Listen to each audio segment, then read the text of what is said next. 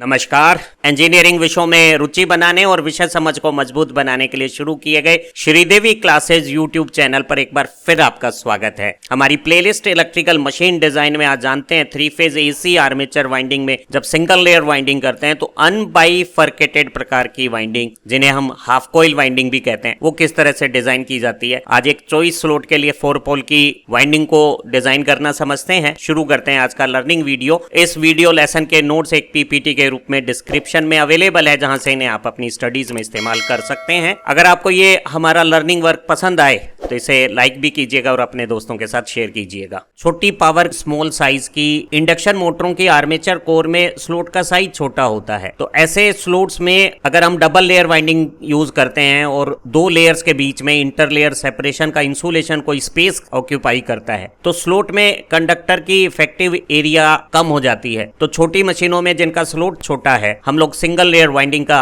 इस्तेमाल करते हैं, जिनमें कोई इंटर लेयर सेपरेशन की जरूरत नहीं है और पूरे स्लॉट्स में हम कंडक्टर को ज्यादा बड़े क्रॉस सेक्शन के साथ अकोमोडेट कर सकते हैं। ऐसी सिंगल लेयर वाइंडिंग में जो नंबर ऑफ कॉइल्स होती हैं वो स्लॉट्स की कुल संख्याओं की आधी होंगी। 2 स्लॉट्स मिलकर एक कॉइल बनाएंगे। अगर एक मशीन में 24 स्लॉट हैं तो सारी कॉइल्स 24 से आधी 12 बनेगी। ऐसी सिंगल लेयर वाइंडिंग्स के स्लॉट्स या तो इस तरह के सेमी क्लोज्ड होते हैं या फिर क्लोज्ड होते हैं। तो जो स्लॉट्स की नैरो ओपनिंग्स है उससे रोटर और स्टेटर के बीच में जो एयर गैप है उसमें आयरन की प्रेजेंस ज्यादा होने से, एयर गैप का रिलेक्टेंस कम होने से वर्किंग मैग्नेटिक फील्ड बनाने के लिए एमएमएफ की रिक्वायरमेंट कम हो जाती है। टूथ पल्सेशंस कम होते हैं। इससे पल्सेशन लॉसेस कम होने से, नॉइज और वाइब्रेशन कम होने से मशीन का ऑपरेशन भी क्वेटर शांत बिना वाइब्रेशंस के होने लगता है। सिंगल लेयर वाइंडिंग के लिए सबसे प्रचलित जो कॉन्फ़िगरेशन है वो इस तरह की कंसेंट्रिक वाइंडिंग है, जिसमें एक कॉमन सेंट्रल एक्सियल लाइन के अक्रॉस अलग अलग स्पान और साइज की कॉइल्स को एक ग्रुप में वाउंड किया जाता है। एक ही वायर रोल से पहले कम स्पान की छोटी कॉइल बना के उसी वायर को कंटिन्यू करते हुए बड़े स्पान की कॉइल्स को एक ही ग्रुप में बिना किसी इंटरजॉइनिंग के बनाया जा सकता है। फॉर्मर पर इस तरह से अलग अलग शेप और साइज की कॉइल्स के ग्रुप को फैब्रिकेट करने में ज्यादा टाइम लगता है, ज्यादा टेक्निकल स्किल की लेबर इन्वॉल्व करनी पड़ती है। वहीं एक दूसरी तरह की लेफ वाइंडिंग में सारी कॉइल्स आइडेंटिकल शेप और साइजेस की बनाई जाती है, लेकिन जब कॉइल को स्लॉट्स में इंसर्ट करते हैं तो जो ओवरहैंग पोर्शन की जो क्रॉसिंग्स है वो बहुत ज्यादा ट्रबलसम हो जाती है और ऐसी स्थिति में एक वाइंडर को बहुत ज्यादा समय लगता है, उसमें लेबर इन्वॉल्व ज्यादा हो जाती है, उसको टेक्निकल कैपेबिलिटीज भी वाइंडिंग करने की ज्यादा बेहतर होगी, तभी वो वाइंडिंग कर पाएगा। सिंगल लेयर वाइंडिंग की डिजाइन थोड़ी जटिल भी है और फैब्रिकेशन में भी ज्यादा परेशानियां हैं। हम एक सिंगल लेयर वाइंडिंग को फ्रैक्शनल स्लॉट कंडीशंस पे जब स्लॉट पर पोल पर फेज नॉन इंटीजर है तो डिजाइन नहीं कर सकते और आमतौर पे सिंगल लेयर वाइंडिंग चौड़ेड पिच के साथ शॉर्ट पिच्ड रूप से भी नहीं बनाई जा सकती। हालांकि एक बेहतर डिजाइन से कंसेंट्रिक वाइंडिंग में ओवरहैंग की साइजेस को छोटा रखा जा सकता है, लेकिन अक्सर सिंगल लेयर वाइंडिंग्स में ओवरहैंग एयर में काफी बाहर लंबे निकले हुए होते हैं। ऐसी स्थितियों में जो एंड कनेक्शंस हैं उन्हें भी काफी लंबा और एयर में काफी दूर तक फैलाकर बनाना होता है। ऐसी स्थिति में एयर में जहां डाइलेक्ट्रिक कांस्टेंट कम होने से इलेक्ट्रिक फील्ड स्ट्रेसेस बढ़ जाती है, वाइंडिंग के ऊपर हमें इंसुलेशन को ज्यादा मजबूत करना होगा। सिंगल लेयर वाइंडिंग का जो फैब्रिकेशन प्रोसेस है वो डबल लेयर की तुलना में ज्यादा जटिल, मेहनत वाला, अधिक समय खाऊ भी है। इसीलिए हम सिंगल लेयर वाइंडिंग का इस्तेमाल छोटी पावर कैपेसिटी की इंडक्शन मोटर्स में ही करते हैं। बड़ी मशीनों में, अल्टरनेटर्स में सिंगल लेयर वाइंडिंग के बजाय डबल लेयर वाइंडिंग का ज्यादा इस्तेमाल किया जाता है। आज की इस वीडियो में हम एक सिंगल लेयर वाइंडिंग की डिजाइन की बेसिक नॉलेज आपको प्रोवाइड करेंगे और एक simplified winding layout unbifurcated half coil configuration जैसा यहाँ चित्र में दिखाया गया है वो किस तरह से बनाया जाता है उसे समझाया जाएगा। एक 3 फेज में 24 स्लॉट्स के साथ जो हमें आर्मेचर कोर दी गई है उसमें हम 4 पोल के लिए एक वाइंडिंग को डिजाइन करेंगे। सिंगल लेयर वाइंडिंग डायग्राम या डिजाइंस को हम मश प्रकार की वाइंडिंग, जिसमें एक कॉइल में 2 साइड्स में एक कॉइल साइड छोटी और एक बड़ी होती है और ट्रेपेजॉइडल शेप में एक जैसी आइडेंटिकल कॉइल्स को वाइंडिंग में इंसर्ट करते हुए छोटी साइड्स को पहले स्लॉट्स में डाला जाता है जो ओड नंबर स्लॉट्स में होती हैं और उसके बाद जो लंबी कॉइल साइड्स है उसे इवन नंबर के स्लॉट्स में बाद में एक साथ एक के बाद एक डाल लिया जाता है। लेकिन मश वाइंडिंग की बजाय लेफ वाइंडिंग जिसमें सारी कॉइल्स आइडेंटिकल नेचर्स की होती हैं या फिर कंसेंट्रिक वाइंडिंग्स जिसमें अलग अलग शेप और साइज की कॉइल्स को एक कॉमन सेंटर लाइन के अक्रॉस बनाया जाता है। इस तरह की 3 रूप हो सकते हैं, लेकिन तीनों रूपों में ये जो हमारा एक्टिव कॉइल साइड को जोड़ने वाला ओवरहैंग पोर्शन है इसकी जो क्रॉसिंग्स है उसे स्मूथ बनाना, ओवरहैंग की साइज को छोटा रखना, सभी सिंगल लेयर वाइंडिंग्स में एक बड़ी समस्या है। सिंगल लेयर वाइंडिंग्स के दो पॉपुलर कॉन्फ़िगरेशन हैं। उसमें से एक कॉन्फ़िगरेशन को हम अनबाइफरकेटेड या हाफ कॉइल्ड कॉन्फ़िगरेशन कहते हैं, जिसे आज हम बहुत डिटेल में किस तरह से डिजाइन करते हैं ये समझेंगे। और दूसरा जो कॉन्फ़िगरेशन है उसे हम बाइफरकेटेड या वोल कॉइल्ड कॉन्फ़िगरेशन कहते हैं। दोनों कॉन्फ़िगरेशन में नंबर ऑफ कॉइल्स जो एक ग्रुप्स में हैं, कॉइल ग्रुप के आपस में जो इंटरकनेक्शंस होते हैं उनमें कुछ डिफरेंस है। लेकिन जब वाइंडिंग को हम करंट से एक्साइट करते हैं तो एयर गैप स्पेस में जो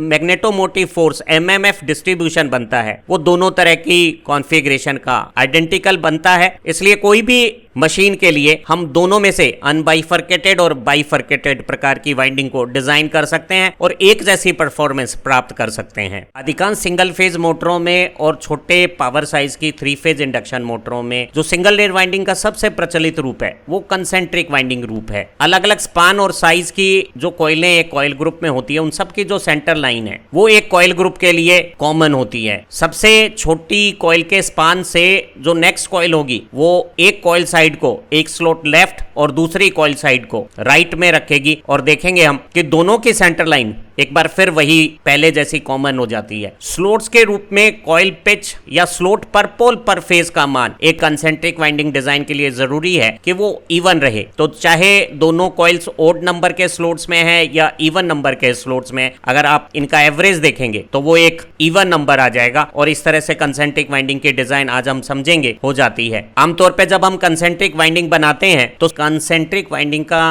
कॉइल ग्रुप बनाते समय एक ही वायर रोल को सबसे पहले सबसे छोटे स्पान की छोटी कॉइल्स में जितने टर्न्स हमने छोटे ग्रुप में बनाने हैं उतने टर्न्स के लिए बना लेते हैं। फिर उसके आखिरी सिरे को उससे नेक्स्ट हायर स्पान की कॉइल में इस्तेमाल करते हैं। और अगर हमारे कॉइल ग्रुप में 2 से ज्यादा कॉइल है तो इसी तरह से हम एक ही वायर रोल के वायर को कंटिन्यू करते हुए रिक्वायर्ड कॉइल ग्रुप बना लेते हैं और कॉइल ग्रुप के कनेक्शन एक साथ बाहर ले लेते हैं। इस तरह से कॉइल ग्रुप के अंदर कॉइल के इंटरकनेक्शंस हमें करने की जरूरत नहीं है। इससे ओवरहैंग पोर्शन में जो अलग अलग कॉइल ग्रुप के बीच में शॉर्ट सर्किट की परेशानी होती हैं, एंड कनेक्शंस में जो मेंटेनेंस और रिपेयर की परेशानियां हो जाती हैं वो कम हो जाती हैं और हम बेहतर डिजाइन से अलग अलग कॉइल के ओवरहैंग के शेप और साइजेस को इस तरह से मैनेज कर सकते हैं कि ओवरऑल ओवरहैंग का फिजिकल स्पेसिंग कम रह जाए। एक सिंगल लेयर लैप वाइंडिंग में एक स्लॉट में हालांकि केवल एक ही कंडक्टर साइड है, लेकिन कॉइल की कॉन्फ़िगरेशन एक डबल लेयर लैप वाइंडिंग की भांति है। सारी कॉइल्स की कॉइल पिच, शेप और साइज आइडेंटिकल होती है और इन सबको एक डायमंड शेप के फॉर्मर में पहले से प्री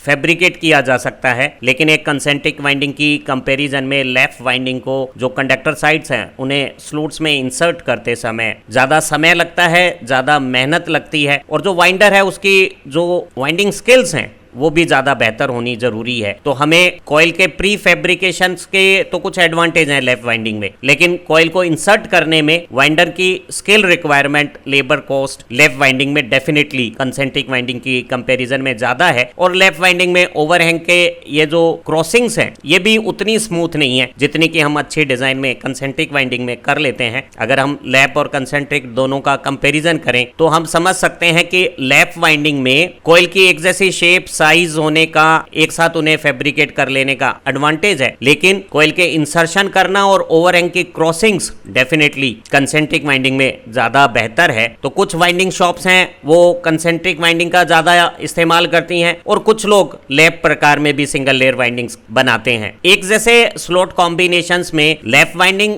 और कंसेंट्रिक वाइंडिंग में अगर यहाँ काले रंग में बनाए गए कॉइल ग्रुप की लेप और कंसेंट्रिक कॉन्फ़िगरेशन में हम करंट फ्लो को देखें तो यहाँ लैप वाइंडिंग में एक नंबर स्लॉट में रखे हुए एक्टिव कंडक्टर साइड का करंट साथ में रिटर्न होकर पूरी कॉइल में फ्लो करता हुआ एंड से स्टार्ट जो दूसरी कॉइल का कनेक्शन उसमें 2 नंबर और 8 नंबर में इस तरह का करंट डिस्ट्रीब्यूशन यहाँ एक मैग्नेटिक इफेक्ट बनाता है। वहीं कंसेंट्रिक वाइंडिंग में इनर कॉइल साइड 2 में करंट फ्लो साथ से रिटर्न होता हुआ पहली छोटी स्पान की कॉइल में लगातार फ्लो होता हुआ बाद में एंड टू स्टार्ट जो कनेक्शन है उससे बड़े स्पान वाली कॉइल्स में इस तरह का करंट डिस्ट्रीब्यूशन बनाएगा। और अगर आप दोनों करंट डिस्ट्रीब्यूशन का कंपैरिजन करें, कॉइल का स्पान, शेप, इंटरकनेक्शन दोनों कॉइल ग्रुप में डिफरेंट है, लेकिन करंट फ्लो से जो मैग्नेटिक डिस्ट्रीब्यूशन बन रहा है स्पेस में, वो दोनों का आइडेंटिकल है। आज हम अनबाइफर्केटेड, जिन्हें हाफ कॉइल वाइंडिंग भी कहते हैं या हेमीट्रोपिक वाइंडिंग भी कहते हैं, उसकी डेवलप्ड डायग्राम और डिजाइनिंग किस तरह से करते हैं उसे समझेंगे। और एक चॉइस स्लॉट के कॉन्फ़िगरेशन में हम 4 पोल की वाइंडिंग को डिजाइन करना जानेंगे। जब आप अनबाइफर्केटेड वाइंडिंग की कॉइल बनाते हैं तो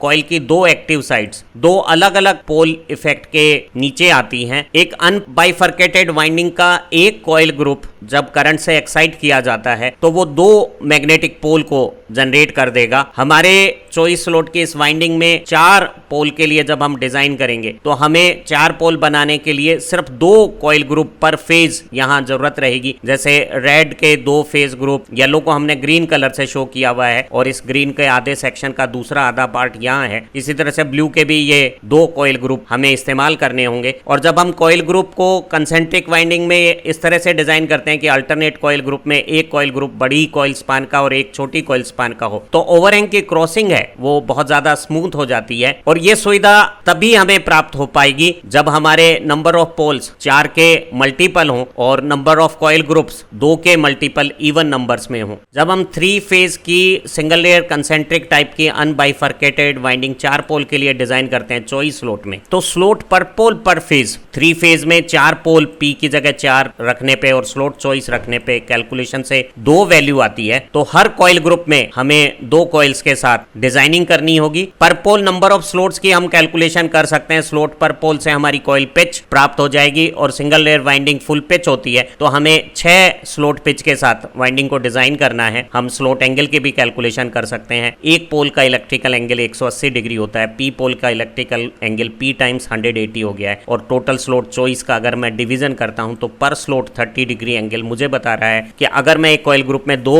स्लॉट्स तक कॉइल का डेवलपमेंट करता हूं तो मेरी जो फेज स्प्रेड है एक कॉइल ग्रुप में 2 स्लॉट्स के साथ पर पोल वो 60 डिग्री की हो जाएगी। एक कॉइल ग्रुप जो 2 स्लॉट्स में 2 कॉइल्स को आपस में इंटरकनेक्ट करके बनाया जाएगा, उन कॉइल्स को हम एक एडिटिव सीरीज कनेक्शन में जोड़ेंगे ताकि करंट फ्लो से दोनों के मैग्नेटिक इफेक्ट एक दूसरे के साथ सपोर्टिव होकर टोटल एक कॉइल ग्रुप का मैग्नेटिक इफेक्ट बना ले। और अनबाइफर्केटेड वाइंडिंग्स में, जिन्हें हम हाफ कॉइल वाइंडिंग भी कहते हैं, एक कॉइल ग्रुप से 2 मैग्नेटिक पोल का निर्माण हो जाएगा। एक सिंगल लेयर 3 फेज की अनबाइफर्केटेड वाइंडिंग अगर हम लैप प्रकार की बनाते हैं और अगर हमारी कैलकुलेशन में स्लॉट पर पोल पर फेज SPP 2 आया है तो एक पोल फेज ग्रुप के लिए हम 2 स्लॉट में कॉइल का अकोमोडेशन करेंगे। तो पहले 2 स्लॉट R फेज के लिए, अगले 2 स्लॉट हम Y फेज के लिए, अगले 2 स्लॉट अगर हम B फेज के लिए ले लें और ये सीक्वेंस में फिर RYB में सब में 2-2 स्लॉट्स बनाते हुए हम पूरे स्लॉट्स में ग्रुपिंग कर सकते हैं। और ग्रीन हाईलाइट के अनुसार जो 1 और 7 में कॉइल बनेगी वो 2 और 8 में बनी हुई दूसरी कॉइल के साथ एक कॉइल ग्रुप बनाकर R फेज के 2 पोल का कॉन्फ़िगरेशन अनबाइफर्केटेड वाइंडिंग में बना देगी। इसी तरह से 3 और 9 नंबर स्लॉट्स में बनी हुई कॉइल 4 और 10 नंबर स्लॉट की कॉइल के साथ जुड़कर जो कॉइल ग्रुप बनाएगी वो Y फेज का एक पोल बना देगी। इसी तरह से हम 5 और 11, 6 और 12 स्लॉट में दो कॉइल आई है, उस कॉइल ग्रुप से ब्लू फेज की एक कॉइल बना देंगे और प्रत्येक फेज की एक कॉइल से हम 2 पोल की जनरेशन, फर्स्ट पोल और सेकंड पोल तीनों फेज के लिए जनरेट कर सकते हैं। इसी तरह से हम 3 दूसरे कॉइल ग्रुप से बचे हुए 2 पोल तीनों फेज के बना सकते हैं। सिर्फ एक SPP की इंफॉर्मेशन से स्लॉट्स में कौन से फेज के कंडक्टर्स आएंगे वो लेआउट डिजाइन बहुत आसानी से हम कर सकते हैं। चॉइस स्लॉट में 4 पोल की डिजाइन 3 फेज के लिए करते समय स्लॉट पर पोल पर फेज की जो वैल्यू 2 आई है उससे 2-2 कॉइल के जो ग्रुप हैं, 1 नंबर, 2 नंबर और 7 नंबर, 8 नंबर स्लॉट में ये जो 2 कॉइल के ग्रुप आपस में हमने इंटरकनेक्ट किए हैं वो रेड फेज के फर्स्ट और सेकंड पोल बना देंगे। इसी तरह से 3rd और 4th पोल के लिए 13 और 19 नंबर स्लॉट में जो कॉइल है वो 14 और 20 नंबर स्लॉट से जोड़कर दूसरा ग्रुप बना देंगे। इसी तरह से येलो फेज को हमने ग्रीन कलर की वाइंडिंग्स के साथ और ब्लू फेज को ब्लू कलर में हमने यहाँ इंडिकेट किया हुआ है। एक कॉइल ग्रुप में दोनों कॉइल को सीरीज एडिटिव कनेक्शन करते समय जिस तरह से हमने डबल लेयर वाइंडिंग में कनेक्शंस किए थे उसी तरह के कनेक्शंस करेंगे। पहली कॉइल के एंड को दूसरी कॉइल के स्टार्ट से जोड़ देंगे और मैजेंटा कलर के अनुसार 1 नंबर और 7 नंबर एक्टिव साइड का करंट फ्लो जब N2 स्टार्ट कनेक्शन से 2 नंबर और 8 नंबर एक्टिव कंडक्टर साइड में फ्लो होगा तो आप देखिएगा कि दोनों कॉइल ग्रुप के करंट फ्लो का मैग्नेटिक इफेक्ट यहाँ एडिटिव रूप में एक मैग्नेटिक पोलैरिटी का जनरेशन कर देगा। इसी तरह से सभी कॉइल ग्रुप के हम कनेक्शन N2 स्टार्ट करके 6 कॉइल ग्रुप अलग अलग स्लॉट में अलग अलग फेज के जैसे ग्रीन हाईलाइट में हम दिखा रहे हैं उस तरह के बना लिए जाएंगे, जैसा कि नीचे की डेवलप डायग्राम में भी अलग अलग कलर से हम कॉइल ग्रुप्स को इंडिकेट कर रहे हैं। हर कॉइल ग्रुप में हमने पहली कॉइल के एंड को दूसरी कॉइल के स्टार्ट से जोड़कर 2 स्लॉट्स 60 डिग्री स्पान में रेड फेज को अकोमोडेट करते हुए उसका रिटर्न 180 डिग्री आगे की पोजीशंस पर 7 और 8 नंबर स्लॉट्स में हमने कर लिया है। इसी तरह से 60 डिग्री स्पेसिंग पे येलो और फिर 60 डिग्री स्पेसिंग पे ब्लू फेज की कॉइल के भी कॉइल ग्रुप में दोनों कॉइलें N2 स्टार्ट कनेक्ट कर दी गई है ताकि जब हम कॉइल ग्रुप को इलेक्ट्रिक एक्साइटेशन दें, जैसे हम ब्लू फेज में 5 नंबर साइड में अगर करंट को एंटर करें तो वो 11 नंबर स्लॉट में एक्टिव कंडक्टर साइड से फ्लो करता हुआ पहली कॉइल से जब बाद में दूसरी कॉइल में आएगा तो 6 नंबर स्लॉट और 12 नंबर में उसका जो फ्लो डायरेक्शन है वो पहली कॉइल के करंट फ्लो डायरेक्शन से बने हुए मैग्नेटिक इफेक्ट के साथ सपोर्टिव हो जाएगी। तो ये सपोर्टिव कनेक्शन बनाने के लिए कॉइल ग्रुप में हम कॉइल्स को N2 स्टार्ट कनेक्ट कर देंगे। सिंगल लेयर लेप प्रकार की अनबाइफर्केटेड 3 फेज वाइंडिंग बनाते समय हमने रेड फेज का एक coil group 1 number 7 number slot में जो कॉइल रखी थी उसे 2 और 8 नंबर स्लॉट में रखी हुई कॉइल के साथ N2 start series additive mode में कनेक्ट करके हमने 1 नंबर और 8 नंबर से जिस तरह से कॉइल ग्रुप के कनेक्शंस बाहर निकाले थे उसी तरह से 13 नंबर स्लॉट में रखी हुई कंडक्टर साइड को 19 नंबर स्लॉट से जोड़कर जो कॉइल बनी है उस कॉइल को दूसरी कॉइल जो 14 नंबर और 20 नंबर स्लॉट्स में है SPP 2 के हिसाब से इन दोनों कॉइल्स के बीच में भी N2 स्टार्ट कनेक्शन करके सीरीज एडिटिव कनेक्शंस कर लिया है। इसी तरह से हम सभी दूसरे फेज भी येलो फेज की भी दोनों कॉइल और ब्लू फेज की भी दोनों कॉइल्स के कॉइल ग्रुप्स डेवलप कर लेंगे और ये कनेक्शंस हमारी SPP के आधार से जो स्लॉट्स में अलग अलग फेज के कंडक्टर साइड्स की पोजीशनिंग आई थी टेबल में उसके अनुरूप हमें बनाने हैं। जिस तरह से हमने लेफ्ट वाइंडिंग की डिजाइनिंग की थी जिसमें सारी कॉइल्स की स्पान शेप और साइज आइडेंटिकल थी, वैसे ही कनेक्शन जब हम कंसेंट्रिक कॉइल के बनाते हैं तो कंसेंट्रिक कॉइल में पहले छोटे स्पान की कॉइल्स के साथ कंडक्टर्स जो कॉइल बना रहे हैं उसकी कनेक्शंस एंड से स्टार्ट हम बड़े स्पान वाली आउटर कॉइल से कर देते हैं और अब इस कॉइल ग्रुप के कनेक्शन यहाँ 2 नंबर स्लॉट से और यहाँ बाहर की तरफ 8 नंबर स्लॉट से हमें बाहर प्राप्त हो जाएंगे। इसी तरह से हम सिंगल लेयर अनबाइफर्केटेड कंसेंट्रिक प्रकार की 3 फेज वाइंडिंग में आर फेज की दूसरी कॉइल ग्रुप को भी बना सकते हैं। छोटे स्पान की जो कॉइल है वो 14 और 19 नंबर स्लॉट्स में बना दी गई है और बड़े स्पान की कॉइल 13 नंबर और 20 नंबर स्लॉट्स में है और पहली कॉइल के एंड को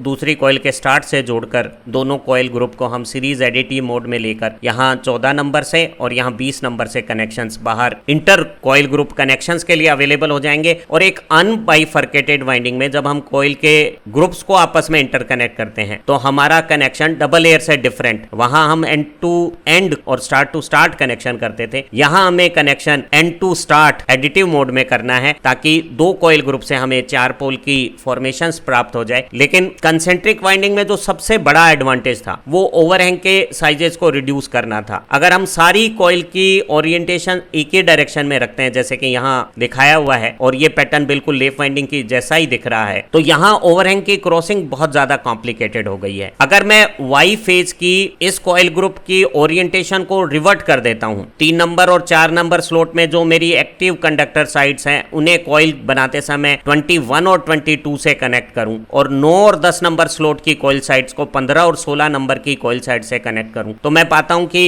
इवन नंबर के कॉइल ग्रुप्स के साथ ओवरहैंग की क्रॉसिंग बहुत ज्यादा स्मूथ बनाई जा सकती है। एक प्रैक्टिकल कंसेंट्रिक वाइंडिंग डिजाइन में लैप की जैसी कॉइल ग्रुप की ओरिएंटेशंस नए रखते हुए लेकिन स्लॉट में अलग अलग फेज के कंडक्टर की पोजीशंस पहले की भांति रखते हुए इस येलो फेज जिसे हम ग्रीन कलर से शो कर रहे हैं उस कॉइल ग्रुप की ओरिएंटेशंस को बदल दी जाएगी। हम पहले की भांति ही 2 SPP के हिसाब से रेड फेज की 2 कॉइल ग्रुप, ब्लू फेज की 2 कॉइल ग्रुप बनाएंगे लेकिन येलो फेज का कॉइल ग्रुप 9 नंबर और 10 नंबर के स्लॉट्स में जो कंडक्टर साइड्स हो रही है उन्हें रेस्पेक्टिवली 16 और 15 नंबर के स्लॉट में रखे हुए कंडक्टर से जोड़कर बनाएंगे। पहले हम 10 और 15 छोटे स्पान की कॉइल बनाएंगे, बाद में 9 और 16 बड़े स्पान की कॉइल्स इंसर्ट करेंगे। और आप देखिए कि पहले जो लैप प्रकार की कॉन्फ़िगरेशन में हमारी वाइंडिंग थी उसके बजाय ये ओरिएंटेशंस बदल गई है। अब हम अल्टरनेट जो कॉइल स्पान है उन्हें बड़ा छोटा बड़ा छोटा कर देंगे, तो ओवरहैंग की जो पोजीशनिंग है और क्रॉसिंग है वो बहुत ज्यादा स्मूथ हो जाएगी, ओवरहैंग का साइज छोटा हो जाएगा और इस तरह से एंड कनेक्शंस भी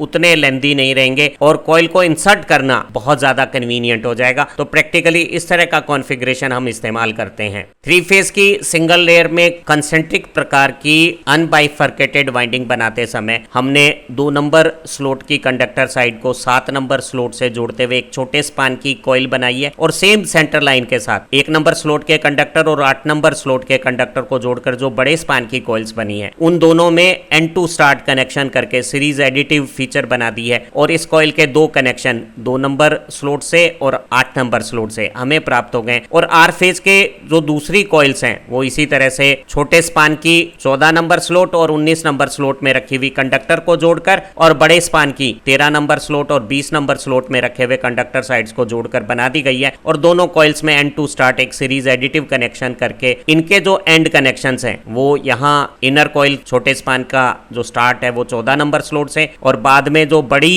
स्पान की कॉइल है उससे एंड टर्मिनल 20 नंबर स्लॉट से हमें बाहर मिल गया है। इसी तरह से हम ब्लू फेज की 2 कॉइल ग्रुप और येलो फेज की जिन्हें हम ग्रीन कलर से इंडिकेट कर रहे हैं उनकी भी 2 कॉइल ग्रुप्स बना सकते हैं। और जैसे हमने पहले बताया आपको, जब बाहर से 2 नंबर स्लॉट में करंट का फ्लो 7 से रिटर्न होकर फिर बड़े स्पान वाली कॉइल में 1 और 8 नंबर स्लॉट में रखे हुए कंडक्टर में फ्लो होगा तो दोनों कॉइल के करंट फ्लो एक सीरीज एडिटिव नेचर में यहाँ एक कॉमन मैग्नेटिक पोलैरिटी डेवलप कर देंगे। सिंगल फेयर लेप प्रकार की अनबाइफर्केटेड 3 फेज वाइंडिंग में जो रेड फेज की कॉइल ग्रुप के कनेक्शन है वो 1 नंबर और 8 नंबर स्लॉट में और 13 नंबर स्लॉट और 20 नंबर स्लॉट में हमें प्राप्त हो गए थे। और हर कॉइल ग्रुप में जो 2 कॉइल्स हैं वो सीरीज एडिटिव मोड में पहली कॉइल के एंड को दूसरी की स्टार्ट में जोड़कर हमने बनाया हुआ है। और अब कॉइल ग्रुप के इंटरकनेक्शन में एक कॉइल ग्रुप का एंड दूसरे के स्टार्ट से जब हम कनेक्ट करेंगे और दोनों कॉइल ग्रुप में करंट फ्लो का रिजल्ट अगर हम समझें तो एक कॉइल ग्रुप की दोनों कॉइल्स एक दूसरे के साथ एडिटिव हैं, लेकिन यहां स्पेस में कॉइल्स का करंट डिस्ट्रीब्यूशन एक मैग्नेटिक इफेक्ट बनाएगा, वहीं एक कॉइल ग्रुप की ये साइड दूसरे कॉइल ग्रुप की इन कंडक्टर साइड के साथ इस एयर गैप स्पेस पोजीशन में पहले मैग्नेटिक पोलैरिटी से ऑपोजिट मैग्नेटिक पोलैरिटी का मैग्नेटिक इफेक्ट दोनों कॉइल ग्रुप के बीच के स्पेस में बना देगी। इसी तरह से दूसरा कॉइल ग्रुप एक magnetic effect opposite alternate polarity का जब यहां जनरेट करेगा तो उसी कॉइल ग्रुप की जो सेकंड साइड है उसमें पहले कॉइल ग्रुप के ये 2 कंडक्टर दूसरे कॉइल ग्रुप के इन 2 कंडक्टर के साथ इस स्पेस में एक अल्टरनेट ऑपोजिट मैग्नेटिक पोलैरिटी बना देंगे। इस कॉन्फ़िगरेशन में एक स्लॉट 30 डिग्री का था तो रेड से जो येलो फेज है उसमें फेज डिफरेंस 60 डिग्री है। इसे रेड से 120 डिग्री बैलेंस्ड डिस्प्लेसमेंट इलेक्ट्रिकली करने के लिए वाई फेज के कनेक्शंस को हम रिवर्ट कर देंगे और ब्लू रेड से 120 डिग्री लैगिंग हो जाएगा और येलो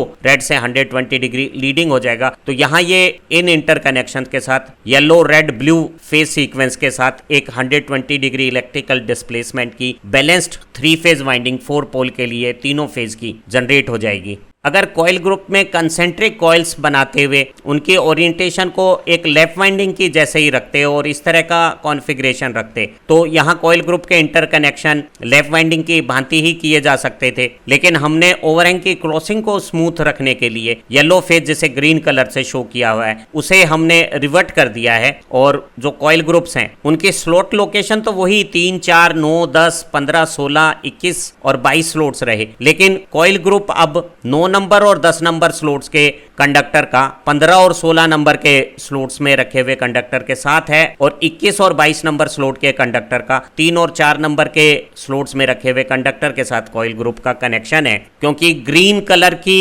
ड्राइंग में दिखाए गए वाई फेज की ओरिएंटेशन बदल गई है तो अब हम कॉइल के इंटर ग्रुप कनेक्शंस तो उसी तरह से जो अनबाइफर्केटेड में हमने किए थे एंड टू स्टार्ट वैसे करके तीनों ग्रुप के कनेक्शंस ब्लू फेज के भी एंड टू स्टार्ट और ग्रीन फेज के भी एंड टू स्टार्ट कर देंगे। लेकिन अब रेड से 120 डिग्री इलेक्ट्रिकल एंगल डिस्प्लेसमेंट पे ब्लू फेज है और ब्लू से 120 डिग्री डिस्प्लेसमेंट पे यहाँ 9 नंबर और 10 नंबर स्लॉट का 15 और 16 के साथ जो कॉइल ग्रुप की स्टार्ट इनर 10 नंबर कॉइल से हमने बाहर निकाली है, वो येलो फेज का हमारा स्टार्ट हो जाएगा और दूसरे टर्मिनल्स तीनों फेज के एंड टर्मिनल्स हो जाएंगे और हम पाएंगे कि ये red blue yellow phase sequence या yellow red blue phase sequence की वाइंडिंग 3 फेज बैलेंस्ड बन गई है। और ये जो टर्मिनल कनेक्शंस हैं वो हम टर्मिनल बॉक्स पर ले जाएंगे, चाहे 3 फेज की वाइंडिंग सिंगल लेयर हो या डबल लेयर हो। जो 6 टर्मिनल हैं वो टर्मिनल बॉक्स पे पहली वाइंडिंग के स्टार्ट सीक्वेंस में UV और बाद में